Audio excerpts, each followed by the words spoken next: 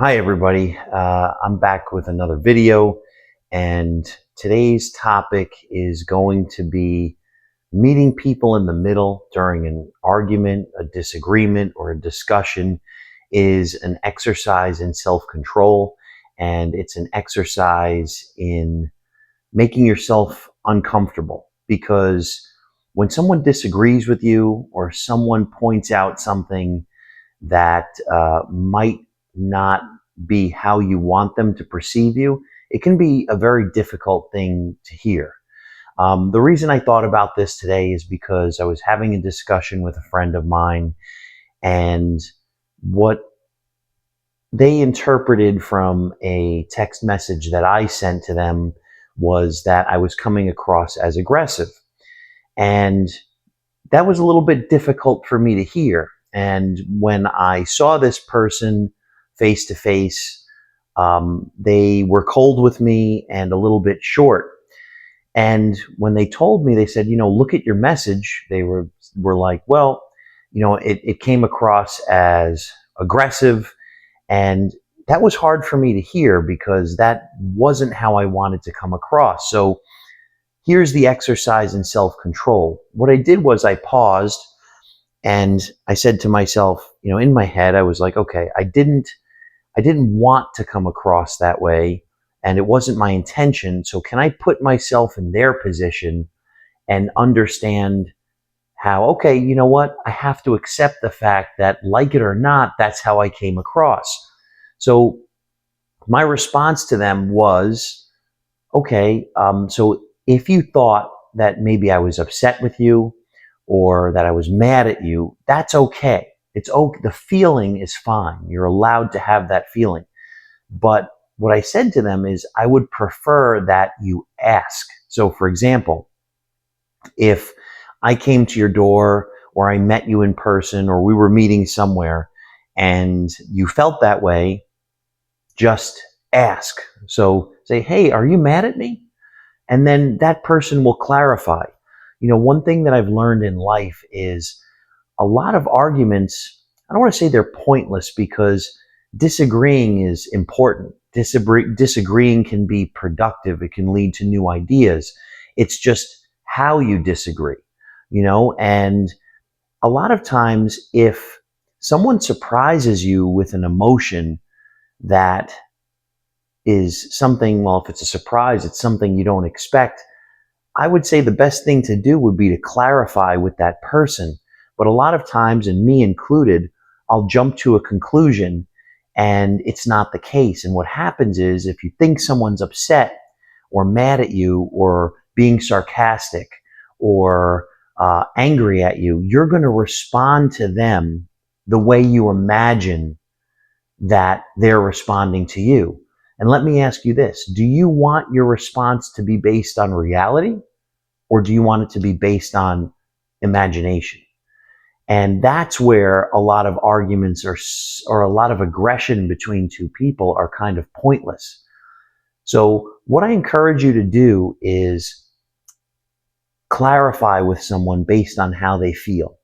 And I said to this person, if I met you and you said to me, are you mad at me?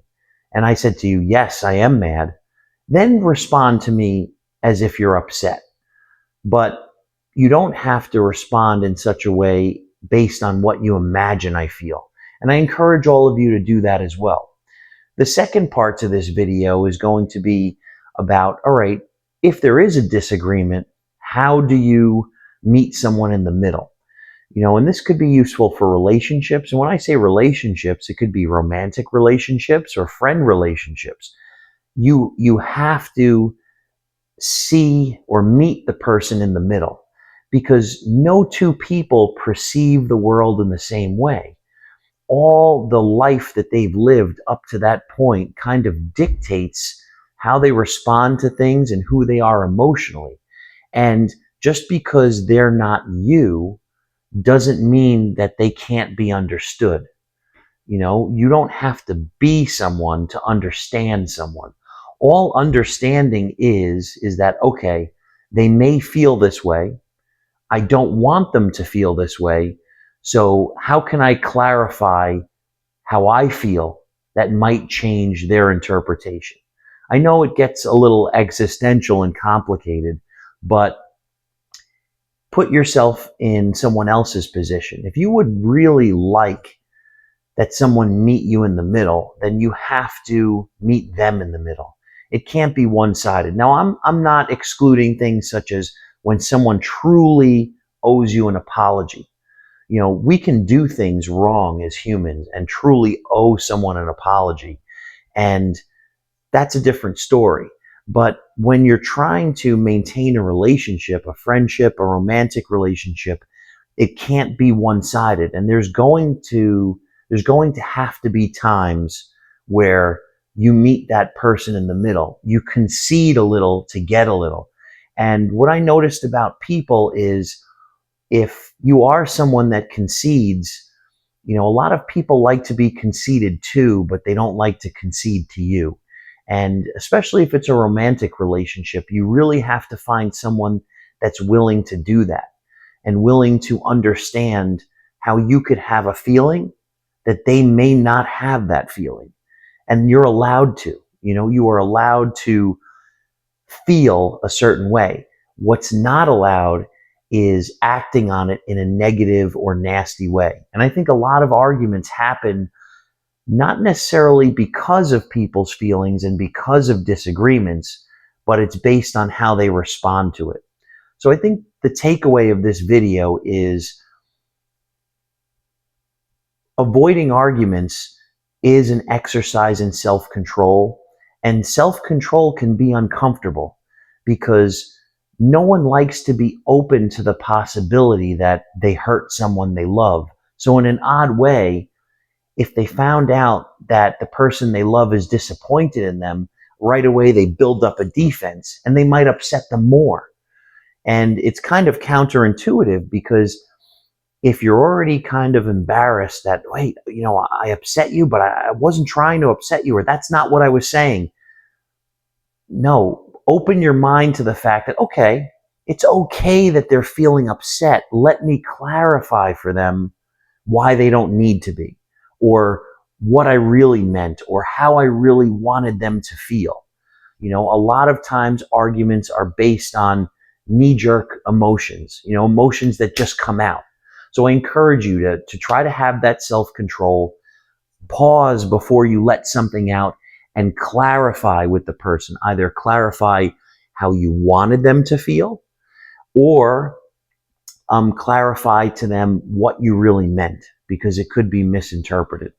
So I know we could discuss this a lot longer, and I think in the future I'd like to have longer form videos and maybe discussions with other people.